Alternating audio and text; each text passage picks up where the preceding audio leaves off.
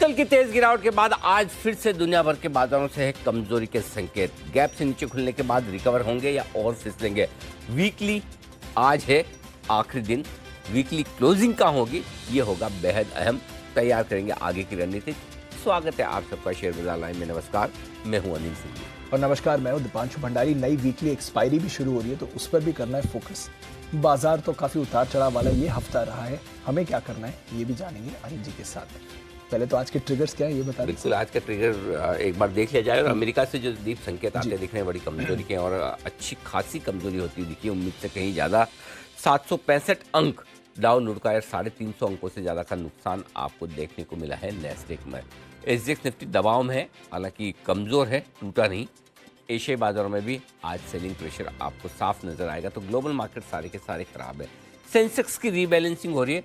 Doctor Reddy's आज आखिरी दिन बिताएगा सेंसेक्स में अपना, और उसके बाद कल से टाटा मोटर्स की हो जाएगी उसकी जगह एंट्री। आईआरसीटीसी का ऑफर फॉर सेल, जहाँ कल बंद हुआ इंस्टीट्यूशंस के लिए, 3 गुना सब्सक्राइब हुआ, अच्छा रिस्पॉन्स मिला। रिटेल के लिए आज है मौका इस ओएफएस में पैसा लगाने का। बिल्कुल, तो आईआरसीटीसी पर है नजर, टाटा मोटर्स पर रहेगी नजर, बाजार पर भी नजर है सर। और आपकी कल की कमेंट्री में जी 2 बहुत इंपॉर्टेंट चीजें आपने कही थी जो एक एक करके मैं आपसे डिस्कस करना चाहूंगा। एक तो कल फेड की जो आप बात कर ही रहे थे कि कुछ भी अच्छा नहीं कहा, बग्गा साहब से भी जब आप बात करें तो ये भी कहा कि कुछ भी अच्छा नहीं किया। उसके बावजूद हमने देखा कि वैसा रिएक्शन अमेरिकी बाजारों में नहीं आया जैसा आना चाहिए था। पर कल शाम को अब अमेरिकी बाजार में एक रिएक्शन दिखा दी। तो एक बार सुन लेते हैं कि एग्जैक्टली अनिल जी ने क्या कहा था इस मुद्दे पर, और फिर आपसे मैं फिर सवाल भी पूछूंगा सर। फेड चेयरमैन पावेल साहब ने कुछ भी अच्छा नहीं कहा। कायदे से तो इससे कहीं ज्यादा गिर सकता था, सही बात है, ठीक है, लेकिन बहुत कम गिरा। ओवरऑल आप रिएक्शन देखें 150 पॉइंट का, और ऊपरी से करीबन 350-400 पॉइंट घटे। करेक्ट। तो उतना बहुत रीजनेबल, बहुत मैच्योर रिएक्शन है। तो इतना खराब बोलने पे 900 घटना नहीं चाहिए कम से कम। नहीं घटे ना, थैंक यू वेरी मच डाउ। मैच्योर रिएक्शन है, कम रिएक्शन है। अब ये रिएक्शन आगे देगा या फिर अभी भी पैसे की ताकत है बाजारों में, कि अभी तक कोई लिक्विडिटी निकलने के ज्यादा संकेत नहीं है, ये सब दिक्कतें नहीं है, तो फिर टिका रहेगा, वो देखने वाली बात है। तो कल तो आपने ये सही प्रेडिक्शन किया कि एक रिएक्शन आना शायद बाकी है, और एग्जैक्टली वो रिएक्शन आते हुए दिखा।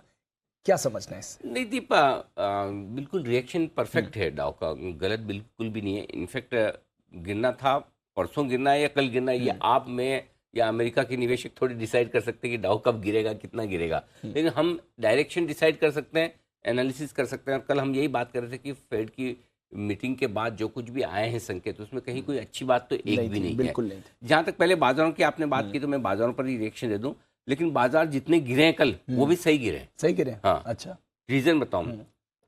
कल तो आप, आज भी आपकी आवाज़ वैसे तो ठीक नहीं, फिर भी आप बड़ी मेहनत के साथ आप बैठकर शो कर रहे हैं। लेकिन मैं बताऊं कि हम परसों भी और उसके पिछले 2-4 दिनों में, लगभग हफ्ते भर से जब भी हम शो साथ में कर रहे हैं, मैं एक ही चीज़ की बात बार बार कर रहा हूँ, 33,200 स्ट्रॉन्ग सपोर्टेड आओ। बिल्कुल। कल का लो 33,000 है, कल की क्लोजिंग 33,200 है। यस। तो इस लेवल तक आपका डाउ को करेक्शन देना था, जो दे दिया, तो ये हो गया।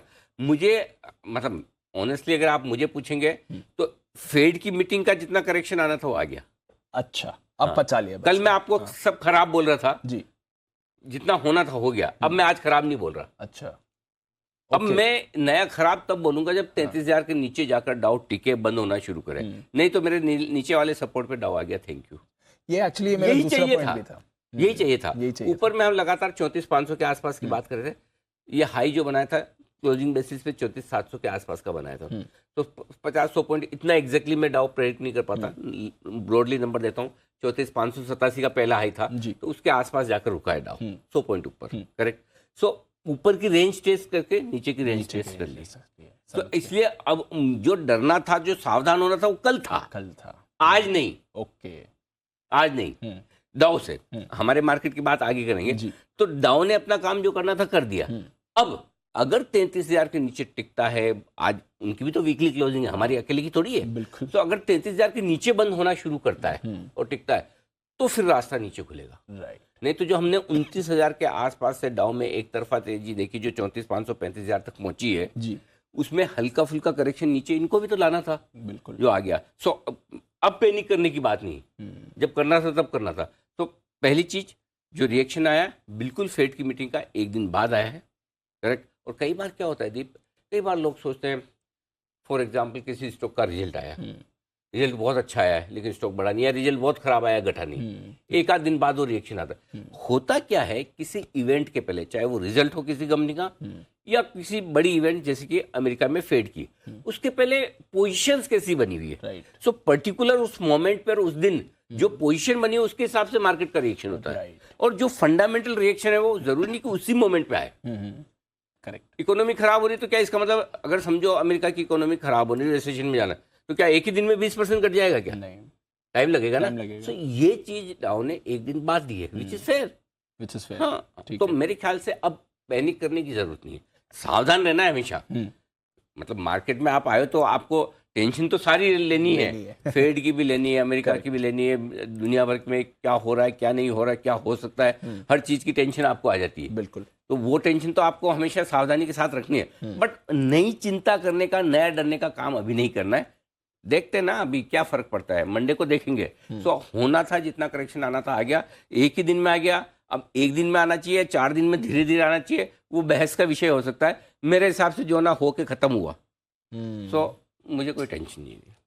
कोई टेंशन नहीं है। चलिए, मैं अगर लूंगा तो मंडे को लूंगा, अगर आपने 33,000 के नीचे के क्लोजिंग कराई तो ठीक है। अभी के लिए तो होल्ड कर, अभी के लिए ठीक है, जितना हो गया। अब यहाँ रुक जाना चाहिए कायदे से डाउन। चलिए ठीक है। वैसे ये जो बाकी फेड की तो कमेंट्री और एक्शन हमने देख लिया, आज भी कुछ फेड के स्पीकर्स बात करने वाले हैं, पर ये जो बाकी ग्लोबल सेंट्रल बैंक्स ने भी किया, कल आधा %, और कहा भी, क्रिस्टीन लगार्ड जो ईसीबी की प्रेसिडेंट, उन्होंने भी कहा कि ठीक है हम थोड़ा फेड के पीछे हैं, बट हम भी इतनी अग्रेसिवली ही रेट्स बढ़ाने वाले हैं। हमने भी इनिशियली थोड़ा इन्फ्लेशन की एस्टिमेट्स में गलती करी, जो अब हम सुधार रहे हैं। देखो दीप, मार्केट के इन्वेस्टर और ट्रेडर में और सेंट्रल बैंक के गवर्नर में या चेयरमैन में बहुत फर्क होता है। अच्छा, बहुत फर्क होता है, सोच में बहुत फर्क होता है जी। एक ट्रेडर को क्या चाहिए, 7.3 की जगह 7.1 आ गया, 100,000 पॉइंट डाउ ऊपर कर देते हैं। यस, उसका काम खाली 20 बेसिस पॉइंट का ही है। यस, है ना, और एक ही दिन का है। एक ही दिन। फेड चेयरमैन को भाई साहब 9% से 2% लाना है। करेक्ट, उनका काम बड़ा है, बहुत बड़ा है। आरबीआई गवर्नर साहब को 4% लाना है 8% से जी। उनका काम बड़ा है। तो चाहे वो ईसीबी के प्रेसिडेंट बोले, फेड के चेयरमैन बोले, आरबीआई गवर्नर बोले, उनका व्यू अलग है। राइट। रोज ट्रेड करने वाले और इन्वेस्टमेंट करने वाले अलग तरीके से देखते हैं। उनको तो एक वो ट्रिगर चाहिए। राइट, ठीक है। राइट। 20 बेसिस पॉइंट, अब मुझे एक चीज बताओ, अगर 20 बेसिस पॉइंट बढ़ जाए इन्फ्लेशन, 7.3 की जगह 7.1 आया, 7.5 आ जाता तो कौन सा एकदम पहाड़ टूट जाता। करेक्ट। और 7.1 आ गया तो कौन सा डांस करना है। करेक्ट भाई, अभी तक तो उनकी लिमिट है। इसलिए जो भी ईसीबी प्रेसिडेंट बोले, बैंक ऑफ इंग्लैंड बोले, फेड चेयरमैन बोले, तो सही बोल रहे हैं, गलत नहीं बोल रहे हैं। अब हम कुछ और सुनना चाहते हैं तेजी के मोड में, तो हमारी एक्सपेक्टेशन है ना। करेक्ट। और अगर हम 20 बेसिस पॉइंट उम्मीद से कम आने पर हम कूदने लगे तो वो हमारी इच्छा है, उसमें फेड चेयरमैन क्या करेगा। सो आई थिंक उनका रिएक्शन गलत नहीं है, उनका स्टेटमेंट गलत नहीं है। अगर उन्हें नहीं कॉन्फिडेंस आ रहा अभी भी, तो उनके अपने कारण है। आप कैसे कह सकते हो मुझे कॉन्फिडेंस आ रहा है इसलिए जेरोमी पावेल साहब को बोलना चाहिए कि कॉन्फिडेंट हूं मैं, क्योंकि मैं चाहता हूं, या मुझे कॉन्फिडेंस है। हाँ, हम उस बात पे डिबेट कर सकते हैं कि हम जो सोच रहे हैं वैसा शायद वो नहीं सोच रहे हैं, लेकिन आई थिंक अभी भी रास्ता लंबा तय करना है। तो 7% से 5% की राह आसान नहीं होती। 9 से 7% आने में ही आप देखिए कितना टाइम लगा है, कितने रेट हाइक करने पड़े, कितना कुछ किया। तो सारे सेंट्रल बैंक्स की तरफ से जो अभी भी सावधानी के संकेत हैं, उससे अपने मतलब एक ही चीज का निकालना है कि 2023 ग्लोबल मार्केट्स के लिहाज से कम फर्स्ट हाफ तो चुनौती भरा रहेगा कि सेंट्रल बैंक सारी सिचुएशन को संभाल पाते नहीं। देखिए, अब तक पिछली 2 बार 2008 और 2020 में सेंट्रल बैंक्स के सामने जो चुनौती आई इकोनॉमी को बचाने की, दोनों बार इकोनॉमी को बचाने की चुनौती आई। 2008 में सब प्राइम संकट हुआ था, 2020 में कोविड। उन्होंने 2008 में एक नया फॉर्मूला ढूंढा कि सारी बीमारियों का इलाज पैसा है। ठीक है, चलो मंदी आई, पैसा डालो, लिक्विडिटी डालो, बॉन्ड खरीदो, क्रेडिट मार्केट को लिक्विड रखो। 2008 की मंदी से बाहर निकल गए। उस समय थोड़ा टाइम लगा था क्योंकि ये एक्सपेरिमेंट पहली बार किया था जी। वो एक्सपेरिमेंट सफल रहा, दूसरी बार दबा कर किया Immediately. कोविड में। मतलब न सिर्फ सिस्टम में पैसा डालो, लोगों के बैंक अकाउंट में भी डालो, यस, बांटो डॉलर्स, करो, ठीक है, बिल्कुल। वो फॉर्मूला। अब उसके साइड इफेक्ट जो है, देखो मिठाई सबको अच्छी लगती है, लेकिन कितनी खाएंगे, ज्यादा खाएंगे तो शुगर भी होगी ना। ये अमेरिका में जो हुआ वो शुगर हुई है, शुगर हुई है, ठीक है। अब आपके पास लिक्विडिटी जरूरत से ज्यादा हो गई और अब आपका इन्फ्लेशन बढ़ गया। अब इन्फ्लेशन को काबू में लाने के लिए जो फॉर्मूला पुराना वाला है वही वाला लगा रहे हैं, राइट। ब्याज दरें बढ़ाओ बढ़ाओ बढ़ाओ, जोर से बढ़ाओ। सो आई थिंक ये सारी प्रोसेस में थोड़ा सा समय लगेगा। तो अगले 4-6 महीने जो है फर्स्ट हाफ 2023 का, इस लिहाज से सारे सेंट्रल बैंकर्स की नींद हराम करके रखेगा, क्योंकि उनको लाना ही पड़ेगा। अगर हम ये सोच रहे हैं कि फेड वापस ब्याज दरें बढ़ाना कब खत्म कर देगा, घटाना कब शुरू करेगा, जब तक 4% इन्फ्लेशन ना आए तब तक वो सोचेंगे भी नहीं इस बारे में। और अभी भी आप 7 पे हो, 7 से 4 आना है, 3 आना है, 2 आएगा शायद तब घटाना शुरू करेंगे। लंबा रास्ता है। हाँ, तो ऐसा आसान काम नहीं है। बाजार अपनी जगह, इकोनॉमी अपनी जगह, थोड़ा सावधानी वाले संकेत तो अभी भी वहां से है। इमीडिएटली बाजार के लिए चिंता की आज टेंशन की बात नहीं। जो पैनिक 800 पॉइंट देख के जिन लोगों को रात को नींद नहीं है उनको रिलीफ दे दूं। कल हम काफी कुछ गिर चुके हैं, जिसका हम थोड़ी देर में विश्लेषण करें। वही अच्छा। मेरा अगला सवाल था एक्चुअली सर कि काफी लोग कल की गिरावट को देख रहे हैं, अरे ब्लैक फ्राइडे आ जाएगा भारतीय बाजारों के लिए। क्या हमने एक हिंट दे दिया था या हमने अमेरिका को बता दिया था कि आप ऐसे एडजस्ट हो जाइए? देखो एक चीज तो दीप बता दूं, या आज की बात नहीं जी, कोई भी फ्राइडे अब भारतीय बाजारों में ब्लैक फ्राइडे आएगा ही नहीं। अच्छा, आएगा ही नहीं। ये बड़ा बोल्ड स्टेटमेंट आप मेरा लिख के रख लीजिए, इन्वर्टेड कोमाज में बड़ा, जो कलर आपको पसंद हो उस कलर का फॉन्ट, उस कलर की साइज, अंडरलाइन जो कर लिए, ब्लैक फ्राइडे आएगा ही नहीं। बड़ी बात है सर। और कम से कम ग्लोबल मार्केट की वजह से कभी ब्लैक फ्राइडे नहीं आएगा। तो कॉन्फिडेंस बढ़ाने वाली बात है। हमारा अपना कोई लोकल ट्रिगर हो जाए वो मैं नहीं कह सकता, बट ग्लोबल मार्केट्स की वजह से नहीं आएगा। क्यों नहीं आएगा मैं बताऊं जी। पहली चीज, हमारी इकोनॉमी बहुत स्ट्रांग है, हमारे फंड फ्लो दोनों बहुत स्ट्रांग है जी। तो यहाँ पर अगर ब्लैक फ्राइडे का मतलब ये ना कि आप नीचे का सर्किट लगे, हाँ, या बड़ी गिरावट, या मतलब 4-5% तो घटे, हाँ, लेने को लोग तैयार बैठे हैं। अगर ग्लोबल वजह से आए, लोकल वजह का मैं नहीं कह सकता कि कोई ऐसी अनहोनी चीज हो जिसकी वजह से हमारे बाजार हमारी वजह से गिरे जी। फॉर एग्जाम्पल भारत चीन का युद्ध हो जाए, वो एक अलग चीज हो सकती है, वो लोकल ट्रिगर। ग्लोबल ट्रिगर से आपका ब्लैक फ्राइडे नहीं आएगा। समझ गया। पहला कॉन्फिडेंस तो ये रखो। इसलिए किसी दिन 800, 1000, 1200, 1500 पॉइंट डाउन नीचे देखो, टेंशन मत लेना। गिरेंगे हम, ऐसा नहीं कि नहीं गिर सकते हैं, गिरना ही पड़ेगा, लेकिन ऐसा नहीं कि ब्लैक फ्राइडे हो जाएगा 4% 5% आप नीचे खुल जाए और फिर देखें और अब क्या हाय तो बाय तो। और अगर हो भी गया 99.99% तो होगा नहीं होगा। अगर हो गया तो वहीं पर तुरंत ले लेना, मौका बनेगा वहीं पर तुरंत। इसलिए वो उनकी प्रॉब्लम है, उनकी वजह से ब्लैक फ्राइडे मैंने भूल जाओ, ये अभी वो टाइम चला गया। वो एक जमाना था जब हम उनके पीछे पीछे डरते थे, वो 2% गिरे, हमें 5 गिरना है। अब वो 5 गिरे तो हमें 2 गिरना है। तो चीजें बदली हैं और अच्छे के लिए बदली है। अपने आप पे कॉन्फिडेंस रखो, भरोसा रखो, अपनी कंपनियों पर भरोसा रखो जिनमें आपने पैसा लगाया, अपने बाजार पे भरोसा रखो, अपनी इकोनॉमी पर और अपने देश पे भरोसा रखो। Done sir. ये तो सुबह सुबह आपने कॉन्फिडेंस बढ़ा दिया। तो कल डराया भी था। कल बोला था, कल एक्चुअली वार्न किया था। देखो लेवल से, सिचुएशन से, जहाँ जिस चीज की जरूरत है वो करना जरूरी है। जहाँ सावधान रहना है सावधान भी रहना है, जहाँ डरना है और जहाँ नहीं डरना है वो भी अपने को आना चाहिए। ठीक है सर, चलिए फॉर्मूला कल वाला एक बार जल्दी से रिपीट कर दूं। 18,500 के नीचे बंद होने पर ही शॉर्ट टर्म ट्रेडर्स को पोजीशन हल्की करनी है, जिसका कल संकेत आ गया था। 43,500 के नीचे बैंक निफ्टी बंद होता है तो ही आपको पोजीशन हल्की करनी है। नहीं हुआ, 43,498। तो बैंक निफ्टी के लिए आज लिटमस टेस्ट है। अगर बैंक निफ्टी 43,500 के नीचे बंद होता है तो आपको थोड़ी सी सावधानी करनी है, पहली चीज। दूसरी चीज, अगर आपको फिर भी ये लगता है कि बैंक निफ्टी में अभी भी रिस्क लेने की ताकत है तो 500 पॉइंट की और रिस्क लो। 43,000 के नीचे बंद होगा तो ही डरना है, नहीं तो डरिए भी मत। समझ गया। बैंक निफ्टी ने कल बहुत बढ़िया काम किया, एग्जैक्टली वहीं जाकर बंद हुआ, स्टॉप लॉस ट्रिगर नहीं किया, ये बढ़िया।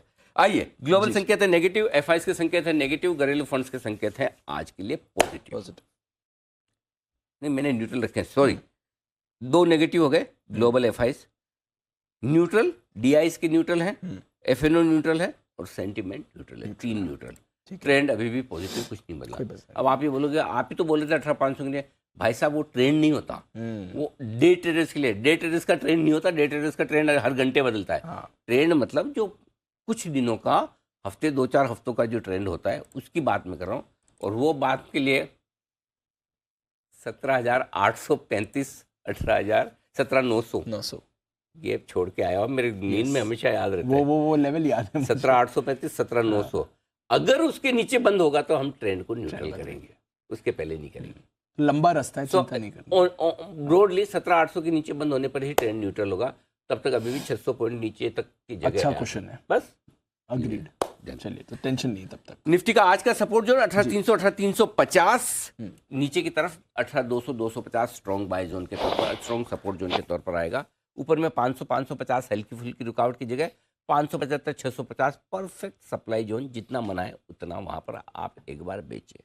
बैंक निफ्टी 43,500 पर बंद हुआ है, अभी भी कुछ भी नहीं बिगड़ा। 43,300, 43,375 आज के लिए पहला और मजबूत सपोर्ट जोन है, इसके नीचे जाने की संभावना कम।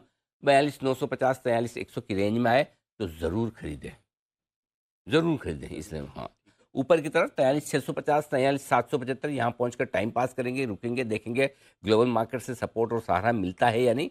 65 की तरफ 43,950, 44,050 प्रॉफिट बुकिंग बिकवाली की रेंज है। एक चीज़ और बता दूं दीप, कल हम बंद हुए 265 पॉइंट नीचे थे और डाउ जो नीचे हुआ तो 400 पॉइंट हम एक्स्ट्रा गिरे हैं डाउ पर।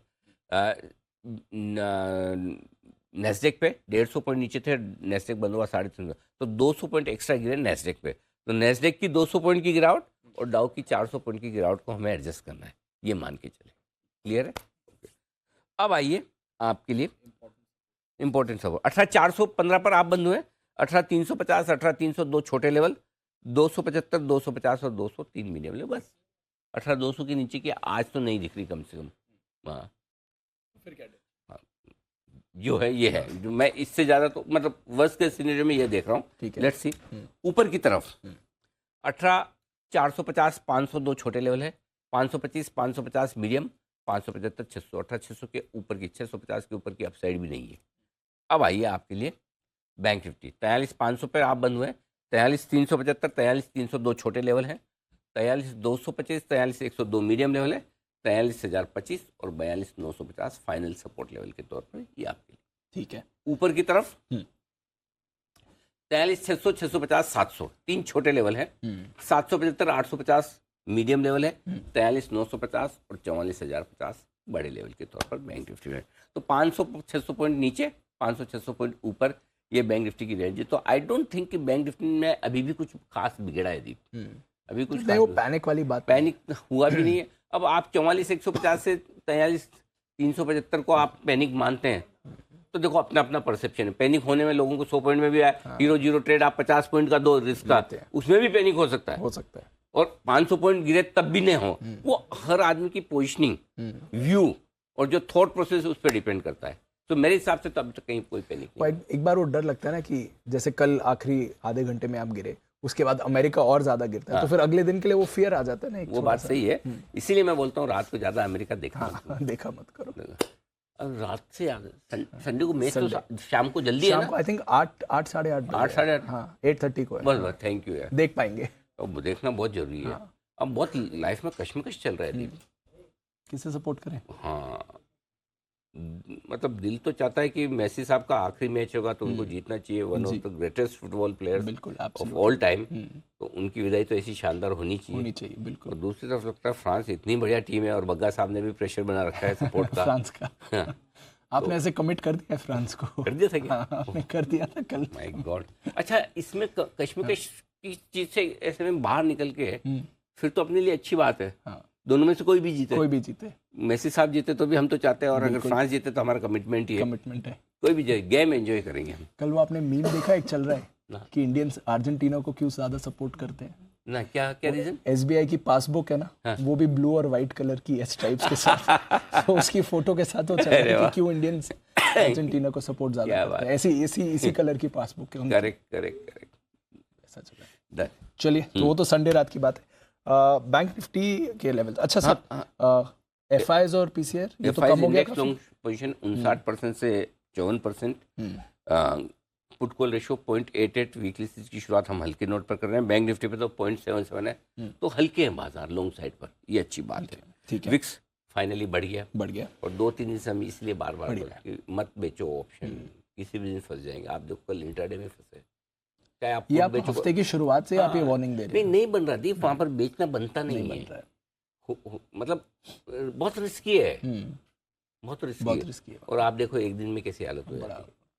जिसने किया होगा उसको तो हाँ, बुरी तो ये समझने की वाली बात है। कोई बात नहीं, अगर इस बार बेच दे, अगली बार ये समझने की बात है। और अगर बेचे तो बिना हेजिंग के ना बेचे। हाँ, कोई ट्रेड मेरा उल्टा जाए तो मुझे लॉस कितना, अनाप शनाप लॉस। मैं वही बोल रहा था ना कि जो कहावत है कि अगर आप ऑप्शन खरीदते हो तो धीरे धीरे आपका पर्स खाली हो जाता है, और ऑप्शन बेचते हो तो एक ही बार में तिजोरी खाली हो जाती है, पूरे ही साफ करके जाता है वो, है ना। अगर कोई 44,000 के लेवल पे 43,800 फुट बेच दो ना, क्या आ जाएगा। 43,375 का लो है, लो साहब 500 नीचे, क्या करोगे आप।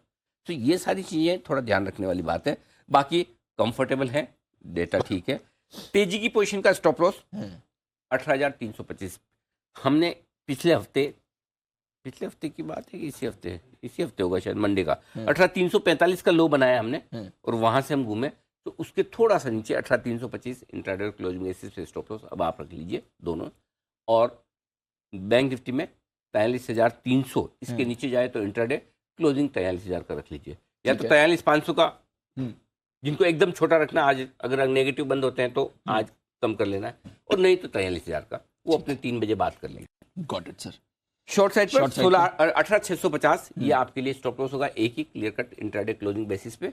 इंट्राडे में अगर आपको छोटा रखना है तो 18,525 रखिए, अपनी श्रद्धा के हिसाब से आप अपना स्टॉप लॉस बदल सकते हैं, मेरी तरफ से पूरी छूट है। ठीक है। बैंक निफ्टी का स्टॉप लॉस आप नहीं बदलेंगे, कोई छूट नहीं। बैंक निफ्टी में करने भी नहीं देता ज्यादा वैसे भी। 43,800 इंट्राडे स्टॉप लॉस है, 44,050 के ऊपर बंद होंगे तो ही शॉर्ट करना है, तब तक कोई दिक्कत की बात नहीं। तो 43,000 44,000 दो पिलर्स बन गए। ओके, नई पोजीशंस क्या लेना है? 18,200 18,300 की रेंज में 18,350 पे मूड बना सकते हैं, हड़बड़ी न करें, देखें उस तरह का मूड माहौल। और अगर ज्यादा गैप से खुले तो तुरंत खरीदें, ज्यादा गैप से ना खुले तो फिर इंतजार करें एक डिप का, और वो डिप मिल जाए तब एंट्री कीजिए। 18,350 पहला लेवल है जहां आपको सोचना है, नॉट नेसेसरी ले लेना है, सोचना है। देखो मैं आपको फिर बता दूं दीप, कमजोरी होगी, पैनिक नहीं होगा। फर्क है दोनों। कल मैंने आपको उड़ने नहीं दिया, आज आपको गिरने नहीं दूंगा। चिंता मत करिए, डरिए मत। आज नीचे में थोड़ा सपोर्ट लेंगे हम, कहां से लेते यही देखना है बस। ठीक है, तो ऐसा बहुत पैनिक मत कर देना। 18,200 18,300 की रेंज में खरीदना है। 18,100 का स्टॉप लॉस होगा, 350 400 छोटे टारगेट, 450 500 इतना आ जाए तो भी बहुत है, हम तो इससे ज्यादा नहीं चाहते। 4 ही टारगेट बेचना है, जरूर बेचें। 18,500 से 18,600 की रेंज में बेचना चाहिए। 18,650 नहीं 18,700 का स्टॉप लॉस रख लिए। थोड़ा आज स्टॉप लॉस थोड़े दूर दूर के इसलिए दे रहा हूँ कि थोड़ा कल की वॉलेटिलिटी के हिसाब से। तो ये ठीक है, तो ये आपका स्टॉप लॉस हो गया। नीचे का टारगेट जो बनेगा 18,450 402 छोटे target, 350 300 medium target, 275 250 final target. Clear है? बैंक निफ्टी खरीदना है 42,950 43,100, ये ड्रीम है, जो आएंगे नहीं आएंगे मुझे नहीं पता। अगर आए तो इस रेंज में छोड़ना मत, ले लेना। 42,800 का स्टॉप लॉस है, 43,225 302 छोटे टारगेट, 375 502 मीडियम टारगेट, बस ज्यादा नहीं, काफी है। लेकिन अब जो स्ट्रेटेजी वो बड़ी काम की। एग्रेसिव ट्रेडर्स को खरीदना है बैंक निफ्टी 43,300 से 375 की रेंज में, स्टॉप लॉस 43,100 का लगाकर खरीदना है आपको, और इस रेंज में एक चांस ले सकते हैं। 43,500 600 दो छोटे टारगेट, 650 700 775 मीडियम टारगेट, 43,850 से 43,950 के फाइनल टारगेट के लिए जरूर खरीदें। ठीक है सर। बेचना चाहते हैं तो जितना 44,000 के नजदीक बेचेंगे उतना आप सेफ रहेंगे। अब आप समझेंगे अरे सर 44,000 बेच पाते तो कल ही नहीं बेच देते। आज कौन 44,000 की बात करता है? मैं करता हूँ। आ सकता है, क्यों नहीं आ सकता? कौन शाहरुख खान बोल के गए थे ना ओम शांति ओम में। हाँ, शिद्दत चाहो तो पूरी कायनात आपको कोशिश करती है। आज नहीं कल आएगा, ऐसा क्या है। लेकिन बेचने का जो आप मौका चाहते हैं 43,775 के आसपास से 700-775 पहली जगह है जहां आप बेचने की प्रॉफिट बुकिंग की सोच सकते हैं। 43,950 तक आप बेचिए, बीच में 850 एक छोटा लेवल है। 44,150 लाइफ हाई का स्टॉप लॉस है, लेवल सब दूर दूर के, स्टॉप लॉस सब दूर के। आपकी हिम्मत है तो करो, नहीं तो कोई ज़बरदस्ती नहीं, आपको किसी ने इन्विटेशन नहीं दिया कि करना ही है। हाँ, अगर बड़े लेवल पे और बड़े स्टॉप लॉस के साथ नहीं ट्रेड कर सकते तो आज ऐसे आराम से देखें, कोई हड़बड़ी नहीं, बोले कि आज मैं देखूंगा, देख के बाद में करूंगा। ये टारगेट 43,700, 650, 600, 505 और 375 बस। ठीक है सर। हाँ, तो बेचने का मौका मिला तो ठीक, नहीं मिला तो कोई बात नहीं। कोई बात नहीं। ओके, तो सारे लेवल्स हो गए। फंड एक्शन समझाइए सर, कल काफ़ी खराब है, नंबर्स देखे तो काफ़ी खराब लग रहा है कल का एफआईएस की तरफ से। हाँ, एफएनओ में ज़्यादा बेचा है। 1934 करोड़ के तो बेचे इंडेक्स फ्यूचर्स, 1970 करोड़ के स्टॉक फ्यूचर्स और 700 करोड़ के स्टॉक कैश में। सो बेसिकली 3,500, सॉरी 4,500, 4,600 करोड़ की बिकवाली एफआईएस की तरफ से हुई। तो पिछले कई दिनों की बड़ी बिकवाली का आंकड़ा है। थोड़ा वीकली एक्सपायरी का भी योगदान रहा होगा और थोड़ा जो कुछ भी है। अब आइए, लेकिन एक चीज़ बताऊं, ऑप्शन में पैसे देखे गए एफआईएस 7,117 करोड़ के ऑप्शन खरीदे उन्होंने। कल ऑप्शन बेच के रखे थे, सब उनके ऑप्शन कटे हैं। अब कौन से बेचे भगवान जाने, वही है। जहाँ तक एफएनओ के डेटा का सवाल है, डेटा कोई खास बड़े है नहीं दीप, खाली एक ही डेटा इंपॉर्टेंट है निफ्टी में, वो 18,600 के कॉल्स पर 61 लाख शेयर हैं, 53 लाख शेयर कल ही जुड़े हैं। तो 18,600 के ऊपर निकलेगा तो ही वापस से अच्छी मजबूती का संकेत आएगा, तब तक आपका सेल ऑन राइज है। 18,600 सेल ऑन राइज है, 18,600, 650 हमसे ना हो पाएगा, नहीं हो पाएगा। अभी एक नियर फ्लोर, नियर सीलिंग दिख गई है।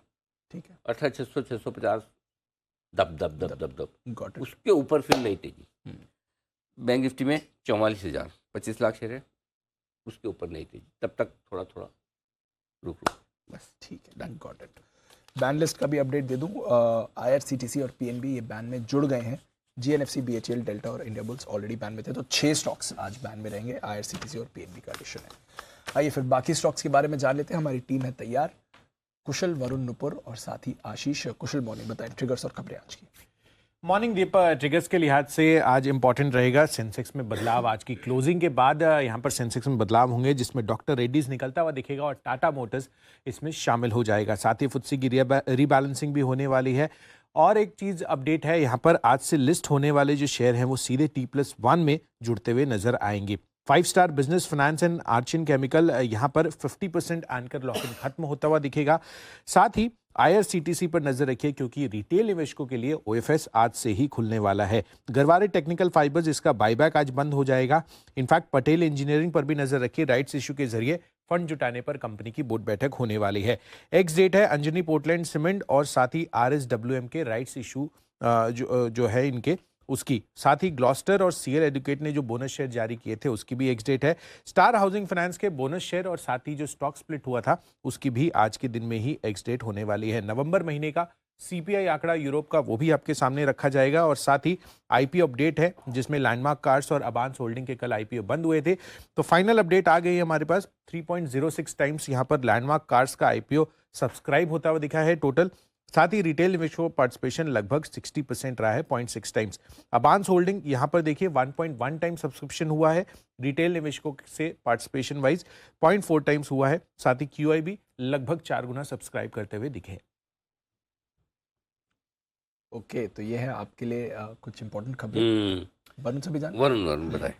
ओके, तो सबसे पहले खबरों में तो जीएमएम फॉडलर यहाँ पे नजर रखेगा, क्योंकि यहाँ पे ब्लॉक डील हो सकती है। 1700 रुपये प्रति भाव पे जो पी सेलर्स है वो यहाँ पे बिकवाली कर सकते हैं, अपना स्टेक बेच सकते हैं 1.34 करोड़ शेयर्स। कल के क्लोजिंग से अगर आप देखेंगे तो करीब 11.5% डिस्काउंट पे ब्लॉक डील जो है वो हो सकती है। इसके अलावा आईआरसीटीसी आज रिटेल के लिए खुलने वाला है। ये ओएफएस जो है, जो नॉन रिटेल का हिस्सा है, 3.08 टाइम जो है वो भर चुका है। और कुछ खबरें ये आ रही है कि शायद आईआरसीटीसी ओएफएस में जो उसका इस्तेमाल करेगी, क्योंकि काफ़ी बेहतरीन रिस्पांस मिला है। ऑयल एंड गैस क्षेत्र की कंपनियों पर नजर रखेगा, क्योंकि पेट्रोल पे विंडफॉल गेन टैक्स जो है उसको खत्म कर दिया गया है। एटीएफ पे इसको घटाया गया है, 5 रुपये से घटा के अब 3.5 रुपये किया है। और क्रूड पे जो विंडफॉल गेन टैक्स है उसको भी 4,900 रुपये प्रति टन से घटाकर 1,700 रुपये प्रति टन के आसपास कर दिया है। तो अच्छी खासी कमी यहाँ पे की गई है। हिंदुस्तान फूड्स पे नजर रखेगा, क्योंकि रैकेट की जो बद्दी हिमाचल में फैसिलिटी है उसको खरीदने के लिए इन्होंने करार कर लिया है। करीब 156 करोड़ में इसका अधिग्रहण होगा। 2023 की दूसरी छमाही में अधिग्रहण जो है वो पूरा होने की संभावना है। शुगर स्टॉक्स पे नजर रखेगा, क्योंकि खाद्य सचिव की तरफ से बयान आया है कि जनवरी से पहले चीनी एक्सपोर्ट कोटा जो है उसमें बढ़ोतरी नहीं करेंगे। घरेलू उत्पादनों को देखते हुए बाद में फैसला लेंगे। जनवरी में अतिरिक्त शुगर एक्सपोर्ट को मंजूरी देने पे विचार करेंगे। फिलहाल तो कोई बदलाव यहाँ नहीं होने वाला है। और आखिर में विप्रो यहाँ पे माजदा यूरोप ने कंपनी के साथ 5 साल के लिए करार किया है। $multi-million डील है ये। करार से माजदा यूरोप को कारोबार में ट्रांसफॉर्मेशन में मदद मिलेगी, लागत जो है वो कम होगी। इसके अलावा मिडिल ईस्ट में फिनास्ट्रा के साथ भी इन्होंने एक मल्टी ईयर करार किया है। मिडिल ईस्ट में बैंकों को डिजिटलाइजेशन के से जुड़े जो सर्विसेज है वो देने के लिए बेसिकली करार जो है ये फिनास्ट्रा के साथ विप्रो ने किया है। तो 2 करार किए हैं, उसके चलते आप नजर रखें। ओके, तो करार पे करार करने को बेकरार विप्रो। ओके, फाइनली कुछ अच्छी खबर तो आई है विप्रो के लिए। लेकिन एक और अच्छी खबर तो मतलब हांगकांग लाइए जरा आपके सामने। निचले स्तर से ज्यादा नहीं, थोड़ा सा मतलब 500 पॉइंट रिकवर हुआ। सुनते हो हांगकांग वाले हमारे कि डरो मत वहां भी सुनते हैं जबरदस्त। डरो मत, चिंता मत करिए। किस किस को कॉन्फिडेंस है जरा मुझे ट्वीट करके बताइए कि 8 से 8.5 सुनने के बाद किसी का कॉन्फिडेंस बढ़ा है, किसी का डर कम हुआ है आप में से, किसी के चेहरे पे स्माइल आई है, जरा ट्वीट करके मुझे बताइए। तब तक नूपुर है हमारे साथ तैयार बताने के लिए कुछ और खबरों वाले शेयर बताएं। बिल्कुल सर, दीपक फर्टिलाइजर जहाँ पे कंपनी अपनी माइनिंग, केमिकल और फर्टिलाइजर बिजनेस का डीमर्जर करने वाली है। ये सारे बिजनेस दूसरी सब्सिडी में डालेगी, तो कोई ज़्यादा चेंजेस नहीं है। एक हैंड से दूसरे हैंड में जा रहा है ये बिजनेस। अंबुजा ACC जहाँ पे मीडिया की तरफ से रिपोर्ट्स आई है कि हिमाचल प्रदेश में कंपनी ने अपने 2 प्लांट्स को बंद किया है, सीमेंट प्लांट से, और वहाँ पे जो एम्प्लॉयज़ है उन्हें ये कह दिया है कि आप गुरुवार से नहीं आए फैक्ट्री में। सीमेंट की जो प्रोडक्शन है उसकी जो लागत बढ़ी है उसी के चलते कंपनी ने ये फैसला लिया है। ऑटोमोटिव एक्सेल जहाँ पे 26% तक का हिस्सा खरीदने के लिए ऑफर लेटर मिला है। कमिंस इंडिया से करीबन 40 लाख शेयर्स खरीदने के लिए ऑफर लेटर है। 1600 के भाव पर इसे डिक्लेयर किया गया था। SJVN जहाँ पे IREDA ने SJVN ग्रीन एनर्जी के साथ लोन अग्रीमेंट साइन किया है, तो ये फोकस में रहने वाला है। करीबन 4,445 करोड़ का ये लोन साइन किया गया है। बल्क डील से नायका कल हमने देखा था करीबन 1.3 लाख इक्विटी शेयर्स के काफ़ी ज़्यादा सौदे हुए थे। तो यहाँ पे अगर हम देखें तो कैरविस इन्वेस्टमेंट पार्टनर्स जो एक इकलौता है प्राइवेट इक्विटी फर्म बना था जिसने बेचा नहीं था, उन्होंने भी कल अपनी हिस्सेदारी बेच दी और करीबन 630 करोड़ के शेयर्स उन्होंने बेचे हैं। सफायर फूड्स जहाँ पे हमने देखा था कि प्रमोटर ने अपना स्टेक बेचा था, तो इन्वेस्टर्स की अब बायर्स की लिस्ट अब आ चुकी है, जहाँ पे PI opportunity fund, Kotak mutual fund, government of Singapore, Fidelity और ICICI प्रूडेंशियल म्यूचुअल फंड ने शेयर्स खरीदे हैं। ओके, तो ये है आपके लिए सारी खबरों वाले शेयर। और इससे पहले कि आशीष हमारे साथ जुड़े, फॉरेन ब्रोकरेज रिपोर्ट बता दें। नूपुर के हाथ में पट्टा बंधा, नूपुर जरा देखिए क्या लगी है? सर फोकस हो रहा है। ये तो हमारी कैमरा टीम का कमाल है, कितना स्मार्ट है। आप राइट हैंड वाली है, लेफ्ट हैंड? राइट। ओहो, क्या हो गया? मसल ब्रेकडाउन है सर। ऑफिस में तो ऐसा हमने कुछ सुना देखा नहीं है ना? नहीं, हमने तो कुछ नहीं किया। नहीं, हमें मार पड़े हम तो क्या करेंगे। कभी भी किसी को इतना जोर से नहीं मारना कि अपने खुद के लगे। बट कुछ तो करके आए। जो भी हुआ देखो भाई ऑफिस के बाहर ही हुआ है। करेक्ट। चलिए आपका हाथ जल्दी ठीक हो जाए मंडे तक। ओके, बढ़ते आगे। वक्त है FIR का।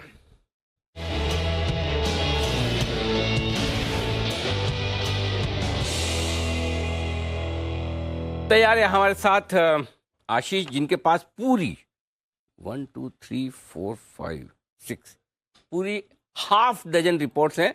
और रिपोर्ट्स क्योंकि कम होने की वजह से उन्होंने फॉन्ट साइज बढ़ाई है। आशीष, गुड मॉर्निंग। बड़े फॉन्ट साइज वाली रिपोर्ट्स बताइए। सर, बहुत दिनों के बाद ऐसा हुआ कि सिर्फ 1 पेज रिपोर्ट्स है मेरे पास। अब क्योंकि दिसंबर आ गया है तो अब मुझे लग रहा है कि अगले 15 दिन भी ऐसे ही जाएंगे, बहुत कम रिपोर्ट्स आएंगी, लेकिन है रिपोर्ट्स ठीक ठाक है। टाटा मोटर्स के साथ शुरुआत करता हूं। CLSA की तरफ से रिपोर्ट आई है, आउट परफॉर्म की रेटिंग को बरकरार रखा है, लेकिन जो लक्ष्य है वो 491 से सीधे बढ़ाकर 500 कर दिया। 417 पे चल रहा है स्टॉक, तो यहाँ पर नजर रहेगी। इसके अलावा एक और ऑटो स्टॉक है इनके रडार पर, M&M, यहाँ पर खरीदारी की राय दी और लक्ष्य देखिए 1539 से बढ़ाकर 1558 कर दिया है। 1287 की क्लोजिंग है। श्रीराम ट्रांसपोर्ट फाइनेंस स्टॉक में काफी बढ़िया बज़ देखने को मिल रहा है। जेफरीज की तरफ से रिपोर्ट है, होल्ड की रेटिंग को बरकरार रखा है, लेकिन जो लक्ष्य है वो इन्होंने 1225 से बढ़ाकर 1365 कर दिया है।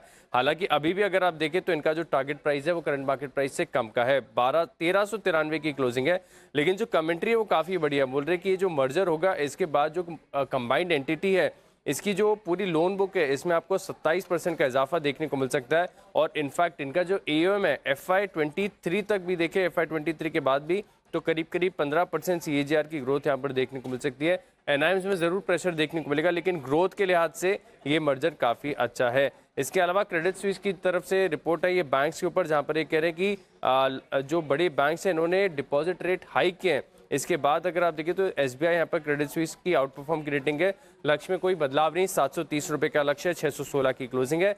ICICI बैंक पर आउट परफॉर्म की रेटिंग है 1075 रुपए के लक्ष्य के लिए। और अंत में HDFC बैंक, यहाँ पर बोफा की तरफ से रिपोर्ट आई है, खरीदारी की राय को बरकरार रखा है, 1632 की क्लोजिंग है, 1900 रुपए का ऊंचा लक्ष्य दे रहे हो। मैनेजमेंट मीट के बाद जो इनने ये रिपोर्ट निकाली है और मान रहे कि अगर आप देखें तो मार्केट एक्सपेक्टेशन से और इंडस्ट्री से बेहतर ग्रोथ और रिजल्ट यहाँ पर देखने को मिल सकते हैं, तो पूरा भरोसा बना हुआ है HDFC बैंक पर।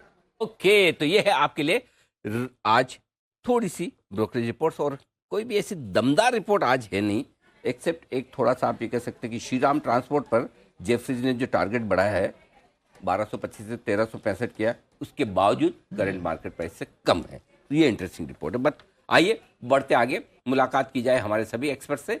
वक्त है पिक ऑफ द डे का।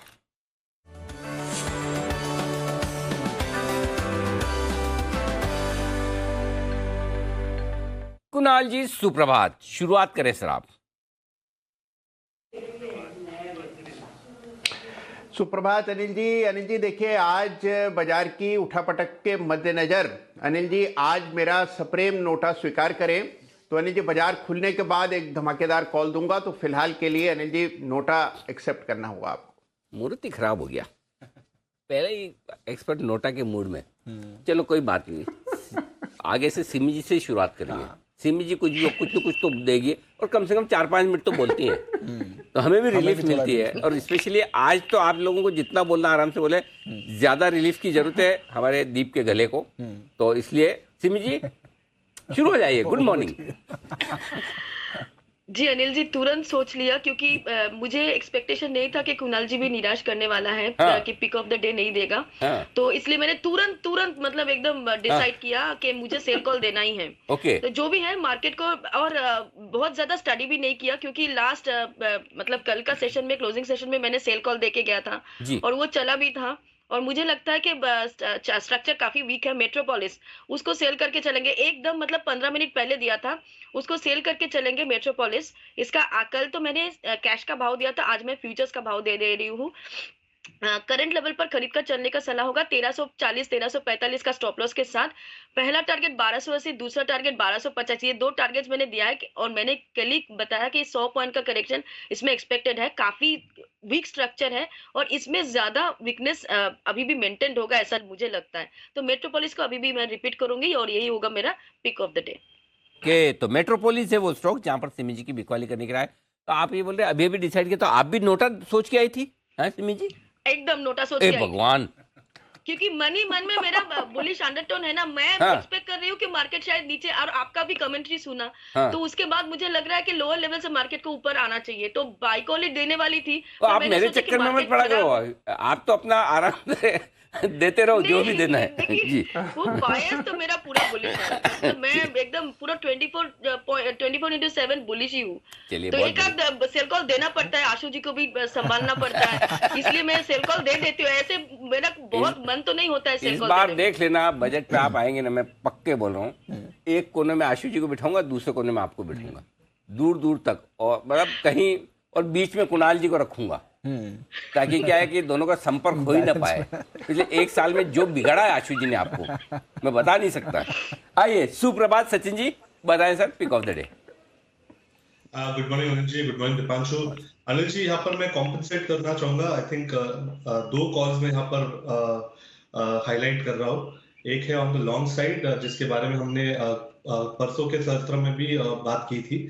स्टॉक का नाम है गेल, एंड जिस तरीके से यहाँ पर भी एक फ्रेश ब्रेकआउट हुआ है, कल के सत्र में वापस एक फॉलो थ्रू एक्शन आई थी, जो राउंडिंग बॉटम फॉर्मेशन है उसका पोजिशनल टारगेट 105 के आसपास ही प्लेस्ड है। एंड जिस तरीके से कल के सत्र में आउट परफॉर्मेंस थी, तो मुझे लग रहा है ट्रेलिंग स्टॉप लॉस 94 के यहाँ पे लगा के अभी भी यहाँ पर खरीदारी करने के मौके ढूंढने चाहिए। Target on the upside intact होगा 105 का।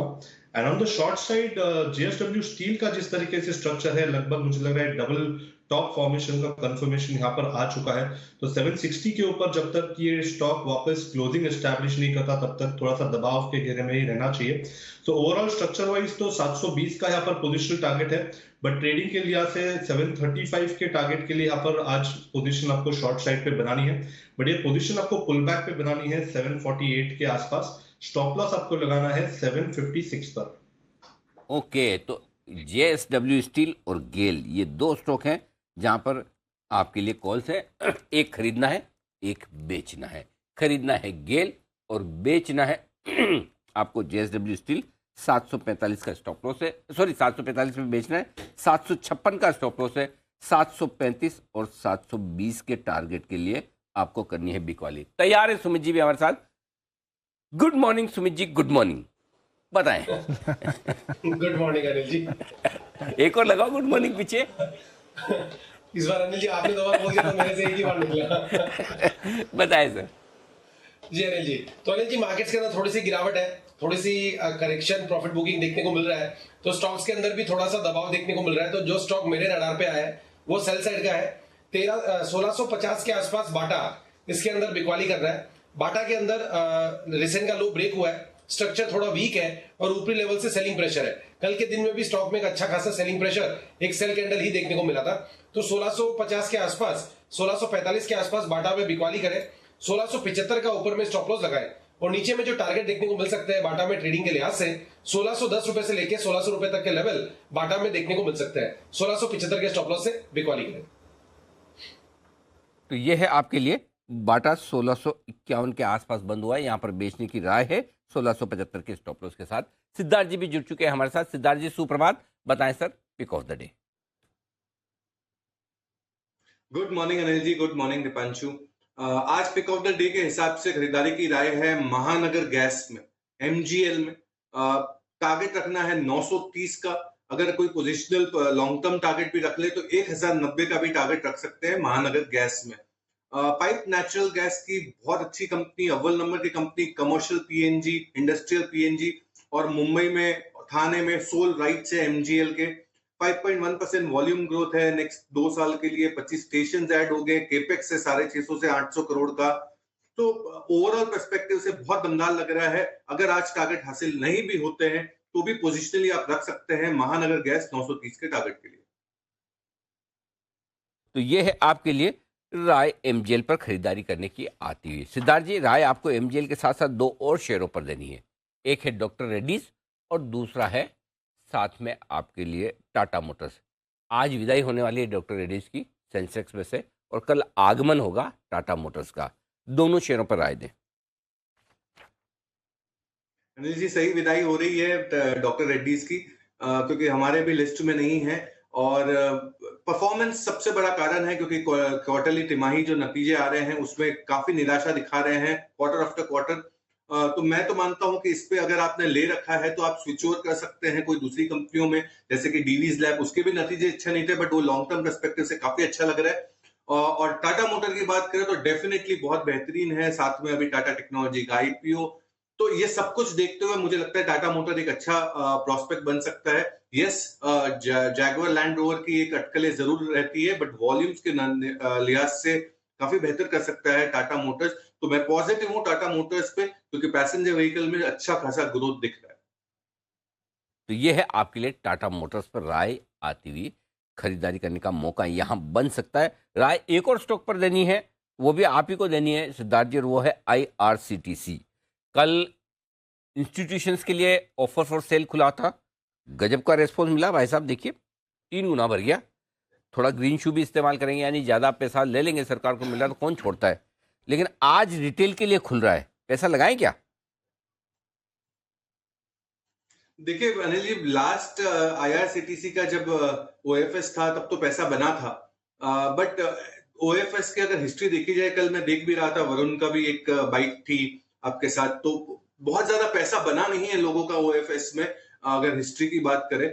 और आईआरसीटीसी की अगर मैं बात करूं तो मुझे फंडामेंटली अभी थोड़ा सा धीमा लग रहा है, नतीजे भी धीमे आ रहे हैं, और जब से वो अटकलें आ गई है कि सरकार कन्वीनियंस फी में कुछ ना कुछ शेयरिंग कर सकती है, तब से अनसर्टेनिटी छा गई है आईआरसीटीसी में। सो फंडामेंटली मैं आगे नहीं बढ़ना चाहूंगा। हाँ, रेलवे स्टॉक्स की अगर आप बात करें तो मैं बहुत पॉजिटिव हूँ, स्टॉक्स लाइक सीमेंस बहुत पॉजिटिव हूँ, या फॉर दैट मैटर आरवीएनएल। तो रेलवे स्टॉक्स में मजबूती जरूर हो सकती है, बट मैं आईआरसीटीसी पे फंडामेंटली बहुत ज्यादा दाव नहीं लगाऊंगा आज के तारीख में। तो ये है आपके लिए आईआरसीटीसी पर राय आती हुई। आइए एक और स्टॉक जो एक्शन में रह सकता है, ओएनजीसी। कुणाल जी, ओएनजीसी पर आपको राय देनी है। पेट्रोल पर सरकार ने विंडफॉल टैक्स घटा दिया है, खत्म ही कर दिया है, 0 खत्म। क्रूड और फ्यूल पर भी घटाया है, दाम ही नीचे आगे घटाना ही पड़ेगा ना अब तो ये काम तो हो गया। अब बताएं सर जरा, ओएनजीसी जो आपका फेवरेट है, आपके बाद लगातार सब लोगों को पसंद भी आ रहा है, राय दें आप। अनिल जी देखिए, पहले तो मैं राय दूं उससे पहले अनिल जी एक मन में सवाल आ गया है, आपकी अनुमति हो तो पहले सवाल कर लूं। एक चीज, पहली बात तो ये कि मुझे कौन अनुमति ले लेके पूछता है। तो सब जिसको पूछना है तो खुल्लम खुल्ला पूछते हैं। जैसे मैं प्रोग्राम्स में जाता हूँ, कॉन्फ्रेंसेस में जाता हूँ, और लोग आते हैं वो सेल्फी लेने के लिए, ये सब कभी कभी कोई थोड़े शिष्टाचार वश पूछते हैं, सर एक सेल्फी ले लूं। मैं कहा बाकी सब पूछ के ले रहे आप भी ले लीजिए। कोई नहीं पूछता, कहीं कोई नहीं पूछ के, मतलब चाहे वो आप जैसे एक्सपर्ट हों, ऑफिस हो और बाकी सब जगह की, तो आपको पता ही है। इसलिए आप बिना किसी फॉर्मेलिटी के जब जो मर्जी आए शूट। अनिल जी अच्छा किया आपने क्लियर कर दिया। अनिल जी आगे कभी भी मन होगा पूछने का तो अनिल जी संकोच नहीं करूंगा। हाँ, बाकी ना करने का हथियार तो मेरे पास है ही। आप और दीप ने दोनों ने जी जी जी अनिल जी, आज आपने और दीप ने दोनों ने गुलाबी टी शर्ट पहनी है। यस। तो अनिल जी इसके पीछे क्या वजह है? अनिल जी इसके पीछे दो वजह हो सकती हैं। या तो आज आपको बाजार कम कमजोर लग रहा है, इसलिए आपने लाल की जगह गुलाबी पहनी है। या फिर आपको आज गुलाबी तेजी नजर आ रही है बाजार में, तो दोनों ने गुलाबी पहनी है।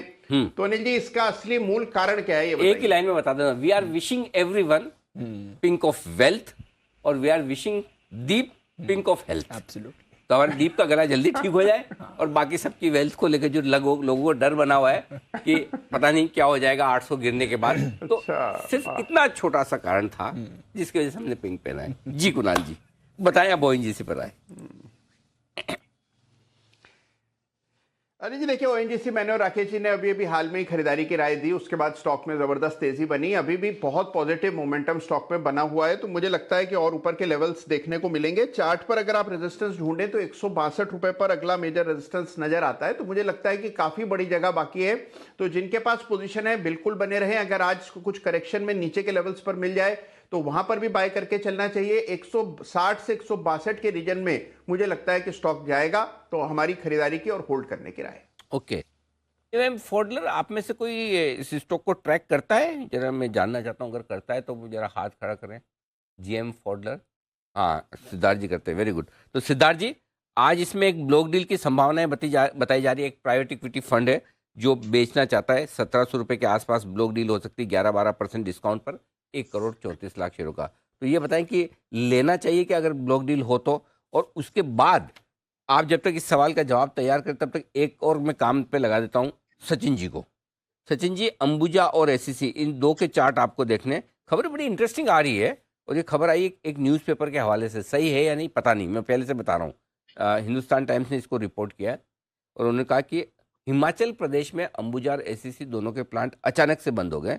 कंपनी ने बुधवार को, यानी कि परसों ही, ये प्लांट बंद करने का डिसीजन लिया, और गुरुवार से कर्मचारियों को बोला कि फैक्ट्री में मत आइए। सीमेंट की प्रोडक्शन कॉस्ट बढ़ गई, उत्पादन लागत बढ़ गई, इसलिए अब ऐसा है कि नहीं है पता नहीं, होगा तो शायद I am sure Ambuja SCC exchanges को नोटिस भी भेजेंगे। लेकिन एक बार चार्ट पे देखिए, क्योंकि कल अंबुजा तेजी से घटा था, अब मुझे नहीं पता मार्केट की वजह से घटा या इन खबरों की वजह से, तो वो एक बार आप चार्ट तैयार रखिए। तब तक जीएम फॉडलर बताएं सिद्धार्थ जी। अनिल जी, 9 नवंबर को जो सिट की सिप लाया था वो था मशीन हब मैन्युफैक्चरिंग सेक्टर के लिए, और उसमें GMM Pfaudler one of the pick था। तो जीएमएम फॉडलर अगर आज ब्लॉक डील हो रही है और कहीं भी गिरावट दिखती है तो जरूर खरीदे। हमारा जो टारगेट है जीएमएम फॉडलर पे वो 2400 रुपए का है। बहुत ही बेहतरीन कंपनी है, लीडर है ग्लास लाइन इक्विपमेंट बनाने में, फार्मास्यूटिकल केमिकल इंडस्ट्री को सप्लाई करती है। मुनाफों में 50% से ज्यादा दो साल का CAGR ग्रोथ एक्सपेक्टेड है।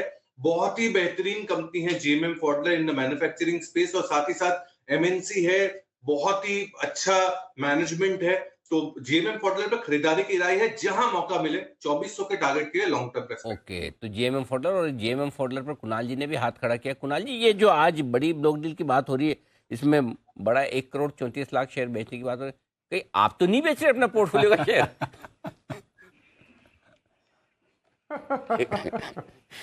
नहीं अनिल जी, देखिए मेरे पास ये शेयर नहीं है, नहीं है, लेकिन अनिल जी आपको याद है इसमें एक हमने शुरुआत में राइट हमारी चर्चा हो रही थी, आपने कहा था कि इसमें ये जीएमएम फॉडलर में पी का क्या काम है। हाँ राइट, तो मैंने आपसे कहा था कि वही काम है जो कि फाइजर में पी का काम है अनिल जी। हाँ बराबर है, आपने बताया। तो कोई एक ऐसा देश है जिसमें पी बोलना नहीं पड़ता?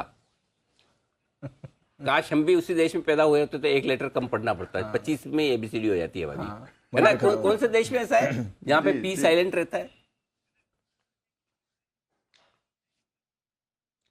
नहीं अनिल जी, ये मुझे याद नहीं है, लेकिन मुझे ये याद है कि जीएमएम फॉडलर की हमारी चर्चा हुई थी। तो अनिल जी स्टॉक अच्छा है और मैं पूरी तरह से डानी साहब के साथ सहमत हूं। मुझे लगता है कि गिरावट में डेफिनेटली एक्यूमुलेट करना चाहिए। मेजर सपोर्ट्स के करीब स्टॉक ट्रेड कर रहा है, तो अगर मान लीजिए इस खबर के चलते कुछ नीचे के लेवल्स पर मिल जाए तो मध्यम से लंबी अवधि के लिए खरीदारी करें।